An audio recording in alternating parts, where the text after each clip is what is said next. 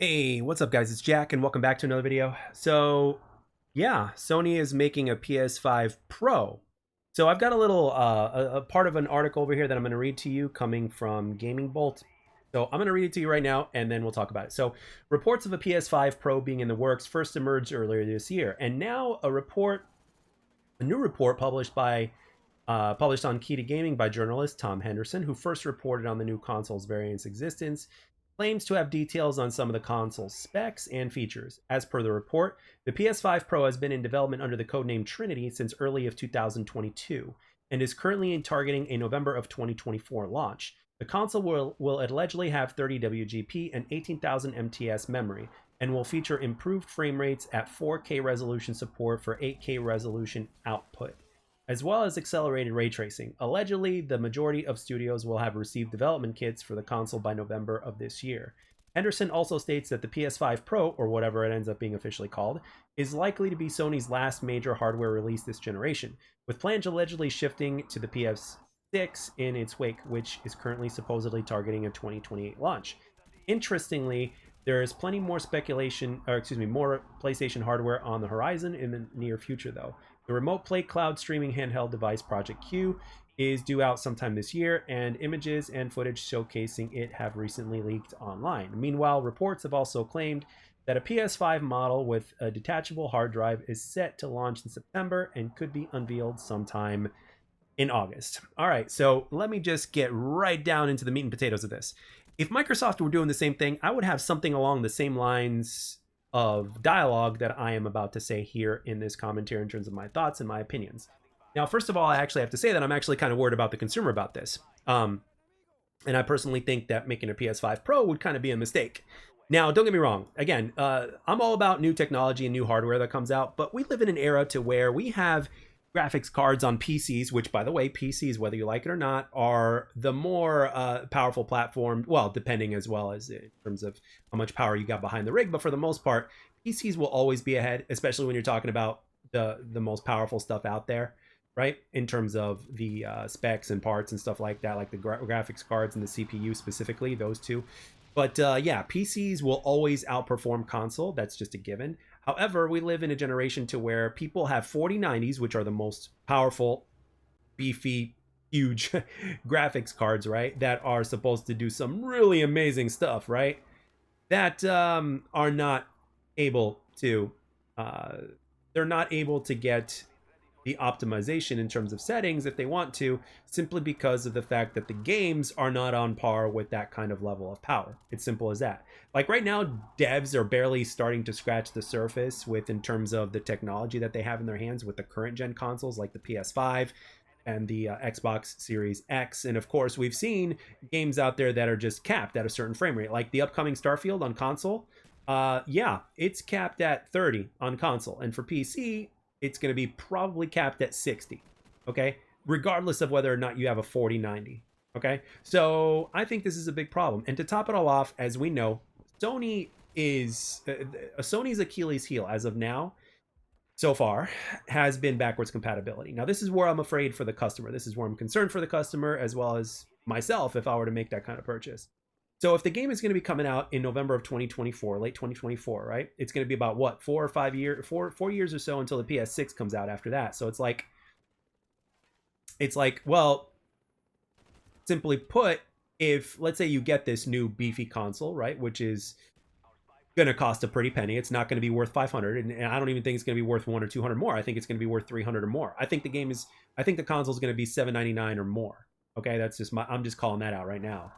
So I personally think the console is probably going to be 799 or more. And to top it all off, are the games for the PS5 going to be backwards compatible with the PS6? So like let's say the new God of War comes out on the PS6, right? Let's say the new gen God of War comes out on the PS6. And then you've got this beefy ass console that is going to be capable of better frame rate, up to 8K resolution output, and all the other stuff that I just mentioned from this article. Now, obviously, the PS6 is going to be capable of more than that, but at the same time, that's still a very, very, very significant amount of power that you would have from your PS5 Pro that you paid a good penny to have, right? So it's like, okay, will the new games that come out on the PS6, are they going to be playable on that PS5 Pro? Or, And at the same time, or will the PS5 have a version of the new game that also comes out for the PS6 for that? And is it going to live up to the hype? Going back to what I said in terms of the 4090 cards, we've got games that are coming out that don't support that kind of, like, those graphics cards are nearly useless with certain games because, again, the games just aren't capable of doing that. They're not optimized. So is the same thing going to happen with that, to where, like, let's say the new God of War, okay, were to come out on the PS6, and then let's say there is a PS5 version, right? But then when you play the PS5 version, it has the specs aren't better than, let's say, a PS4 Pro or a you know what I mean? To where you'll get a maximum of 60 frames at 1080p or maybe 1440p, when the console itself is capable of, let's say, up to 120 frames at a full 4K and with possible 8K resolution output. So it's like, now all of a sudden the thing you bought for in terms of its specs and its power is basically useless, which is exactly how some PC people are feeling about their side of things when it comes to gaming, because not all games are capable of running additional frame rates, for instance, right? Because of their limitations in terms of whatever the developers as well as other things and the technology are limited to or whatnot. So, and with PC, that's the beauty of PC, right? That's one of the reasons why a lot of people have gotten a PC in the first place.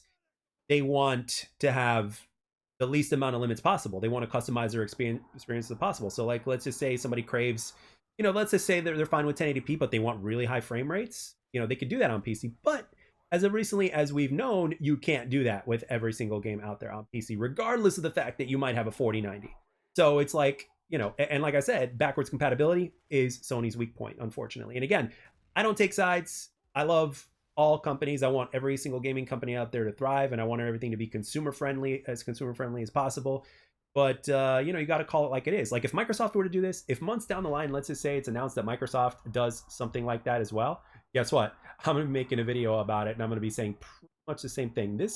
We're already getting enough power, and we haven't even reached its full potential, especially with every single game. And obviously, Sony has terrific exclusives, and they have a good amount of firepower with that PS5. And a lot of people that got the PS5, as far as everything I've read online, they're happy with their purchase, right? And the thing is, not every single game is capable of running at a certain type of frame rate, regardless of that power. Even at 1440p in some cases. So there's, again, we still need to work on where we're at right now, and I just personally think it's useless. Now, there are a few people obviously that are going to buy it, right? They're very, very dedicated to the brand, very, very dedicated to PlayStation. I get it. They're always going to want the new thing. There's definitely people out there that can afford it, and that just, they can afford to waste and spend money or whatnot, or to throw away money on just the little things, right? Now, I'm not necessarily trying to say that the PS5 Pro would be completely useless and it's a waste of money, but at the same time, I'm kind of also saying that, hey, you could put this money somewhere else. I mean, remember, guys, this is a reason why there's a lot of people out there that have money to get a 4090 graphics card, but haven't gotten one yet, simply because of the fact that, well, they're reading between the lines. They're seeing everything, just kind of like I discussed here. It's like, they know what's going on. So it's like, why am I going to spend that extra money, despite the fact that I have it? Why am I going to spend that extra money on all this extra firepower if I can't even use it, right? Or for the PS5 Pro's case, if I can only use it for, like, let's say a couple of years or so, and then after that, it's completely useless. So, if it was me, and again, this is just somebody speaking with me, and the thing is, like, money or no money, it's like I personally wouldn't get it. I really wouldn't. There's no sense in getting that extra firepower. Putting the fact that I already have an Xbox Series X aside, putting the fact that there's that I have the PC, put those things aside real quick, okay? Like, if Sony was my main number one console and I was a 100% Sony enthusiast, and if that was my major thing, and if I had a PS5, I wouldn't get a Pro. Or but if I didn't have a PS5, would I get a Pro? I don't know. It would depend on the financial situation, to be honest, because the PS5, again, powerful enough, that's for sure. And there's also the fact that there's things like inflation going on. So it's like, when there's inflation, what do you think I'm going to go for? Would I go for the PS5, or would I go for the PS5 Pro when the PlayStation 6 is only going to be coming out a few years after that, which is obviously going to be more powerful and that there's a 50-50 chance that the PS5 games will not be supported on the PS6. I hope this ends up not being the case, but that's just my humble opinion. So I want to know down in the comment section. Again, I don't take sides. I like everything. I want everything to succeed. But again, if Microsoft were doing this, I'd be calling them out on it. And I wouldn't be surprised if they did do it, but I hope they do not. But anyway, let me know where you guys stand on this and what your opinions are. Do you guys have a PS5? For those of you that do, are you happy with your PS5? What do you want in terms of your console in order to do everything that you want it to? And let me know your opinions on everything mentioned here. And as always, thank you very much for taking the time to watch and or listen. And I'll catch you guys on the next one.